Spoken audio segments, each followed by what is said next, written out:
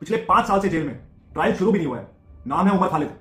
ये केस हिंदुस्तान का सबसे बड़ा केस और लैंडमार्क बनने वाला है। उमर खालिद जेएनयू का फॉर्मर स्टूडेंट लीडर और हिस्ट्री का स्कॉलर रह चुका है। 2019-20 के दौरान जब सीएए बिल पास हुआ और वो एक्ट बना, तो उमर खालिद एक्टिविज्म का सबसे प्रोमिनेंट फेस था। सपोर्टर अभी तक ये कहते हैं कि उमर खालिद को इसलिए टारगेट करा गया क्योंकि वो सीएए के अपोजिशन में बोल रहा था। फरवरी 2020 के दिल्ली राइट्स के बाद सितंबर 2020 में उमर खालिद को अरेस्ट कर लिया गया। दिल्ली पुलिस ने और भी लोगों को अरेस्ट किया, जिनमें से 8 प्रोमिनेंट फेसेस और थे। इन सब लोगों पे, इंक्लूडिंग उमर खालिद, इन पे सीरियस सेक्शंस लगाए गए। वो सेक्शंस हैं आईपीसी के अंडर, आर्म्स एक्ट के under, unlawful activity of prevention act के अंडर और टेररिस्ट एक्ट भी लगाया गया। पुलिस की एलिगेशन सिर्फ इस बेसिस पे है कि एक लार्जर कॉन्स्पिरेसी पे बेस्ड था। ये जो भी इलीगल एक्ट करे उमर खालिद ने और उसके दोस्तों ने, उनका ये था कि ये इंसाइट कर रहे थे लोगों को कि वायलेंस गवर्नमेंट के अगेंस्ट करी जाए। उमर खालिद ने हर लेवल की कोर्ट में अपनी बेल एप्लीकेशन लगाई है। डिस्ट्रिक्ट लेवल पे, हाई कोर्ट में एंड सुप्रीम कोर्ट में। इन तीनों लेवल से आज तक इसकी बेल रिजेक्ट ही होती आई है। कोर्ट ये बोलती है कि एलिगेशन बहुत ही ज्यादा सीरियस है और प्राइमा फेसी केस भी है।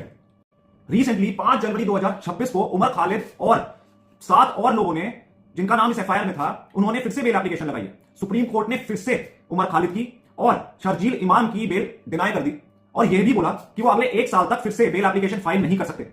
ये रिस्टेटमेंट लगाई है सुप्रीम कोर्ट ने उमर खालिद और 3 और लोगों पे। क्रिमिनल ज्यूरिस्प्रूडेंस में इस तरीके के रिस्ट्रिक्शन को बहुत ही ज्यादा स्ट्रिक्ट माना जाता है। इस पर इंटरनेशनली भी रिएक्शन आया है। 8 यूएस लॉ मेकर्स ने इंडियन एम्बेसडर को एक रिटन लेटर लिखा है, जहां पे यह भी बोला है कि भाई उमर खालिद को प्रोलॉन्ग्ड प्री ट्रायल डिटेंशन क्यों दिया जा रहा है, उसको फेयर ट्रायल क्यों नहीं दिया जा रहा। इंडिया का रिएक्शन सिर्फ इतना था कि this is an internal matter and US can not interfere in our internal matter.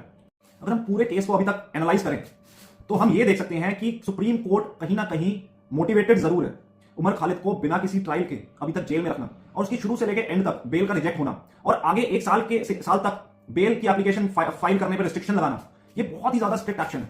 किसी को भी लीगल रेमेडी अवेल करने से कोई भी नहीं रोक सकता। That is our constitutional right. तो फिर उमर खालिद को क्यों रोका गया? और दूसरा पॉइंट, यूएस का इंटरफेयर करना हमारे इंटरनल मैटर में, वो क्या सही है या गलत? यूएस को अपने हमारे इंटरनल मैटर में इंटरफेयर करना ही नहीं चाहिए। कंक्लूजन में सिर्फ मैं ये कहना चाहता हूं कि उमर खालिद के सपोर्टर ये कहते हैं कि फ्री स्पीच को दबाया जा रहा है, जो कि एक कॉन्स्टिट्यूशनल राइट है, फंडामेंटल राइट है। और दूसरी तरफ ये कहा जा रहा है कि ये एंटी नेशनल है, सिक्योरिटी के अगेंस्ट है।